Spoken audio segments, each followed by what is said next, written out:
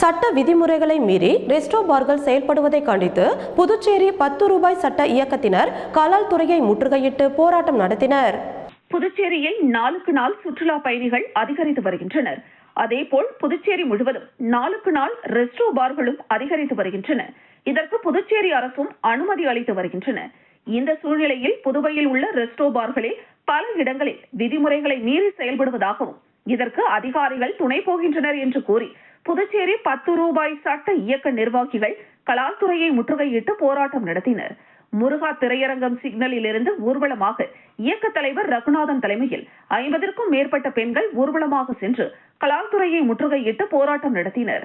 அதனைத் தொடர்ந்து அங்கு பாதுகாப்பு பணியில் இருந்த காவல்துறையினர் கலால்துறை அலுவலகத்தின் கேட்டை இழுத்து மூடி போராட்டக்காரர்களை தடுத்து நிறுத்தினர்.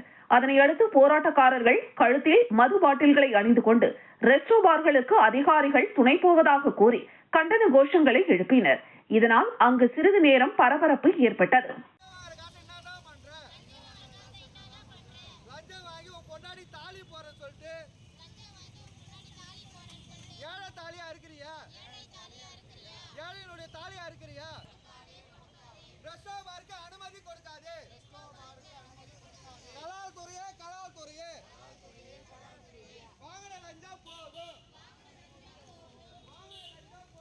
கடலூர் பாண்டி நெடுஞ்சாலையில் காட்டுக்குப்பத்தில் கழிவுநீர் சாலை ஓரத்தில் தேங்கி நிற்பதை கண்டுகொள்ளாத சம்பந்தப்பட்ட அதிகாரிகள். கடலூர் பாண்டி தேசிய நெடுஞ்சாலையில் காட்டுக்குப்பம், கந்தன்பேட், பிள்ளையார்குப்பம் சந்திப்பு பகுதியில் சாலையோரத்தில் உள்ள கழிவுநீர் வாய்க்காலில் குப்பைகள் அடைத்துக் கொண்டு கழிவுநீர் வெளியே செல்ல முடியாத நிலையில் உள்ளது. சாலையின் ஓரத்தில் தேங்கி நிற்கிறது. கழிவுநீரில் இருந்து துர்நாற்றம் அதிகமாக இருப்பதினால் அப்பகுதி பொதுமக்கள் பாதிக்கப்பட்டுள்ளனர். மருத்துவமனைக்கு வந்து செல்லும் போது இடத்தில் கழிவுநீர் சாலையில் தேங்கி நிற்பதால் அப்பகுதியில் உள்ள மக்கள் அச்சத்தில் உள்ளனர். இதனை சம்பந்தப்பட்ட அதிகாரிகள் கண்டுகொள்ளாமல் இருப்பதினால் அப்பகுதி மக்களுக்கு நோய் பரவும் அபாயமும் ஏற்பட்டுள்ளது.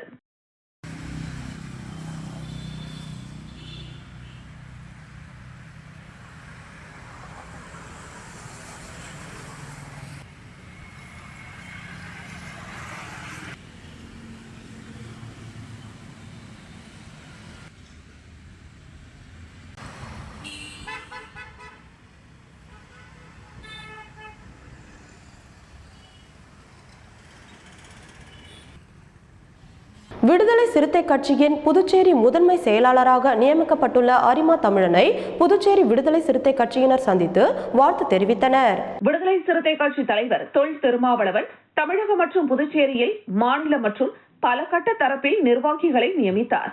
இதனையடுத்து புதுச்சேரியில் மாநில முதன்மை செயலராக அரிமா தமிழன் நியமிக்கப்பட்டுள்ளார். இதனையடுத்து புதுச்சேரியில் உள்ள டாக்டர் அம்பேத்கர் சிலைக்கு மாலை அணிவித்து மரியாதை செய்தார். தொடர்ந்து மாநில கட்சி நிர்வாகிகள், விடுதலை சிறுத்தை கட்சியின் நிர்வாகிகள் அனைவரும் முதன்மை செயலாளருக்கு பூங்கொத்து கொடுத்து வாழ்த்து தெரிவித்தனர்.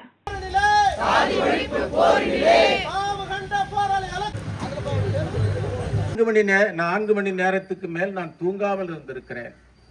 ஒரு 10-15 ஒரு மூட நம்பிக்கை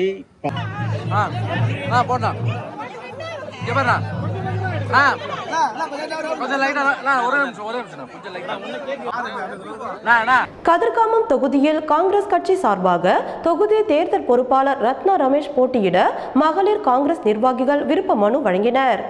புதுச்சேரி காங்கிரஸ் கட்சி சார்பாக சட்டமன்ற தேர்தலில் போட்டியிட விருப்ப மனு பெறப்பட்டு வருகிறது.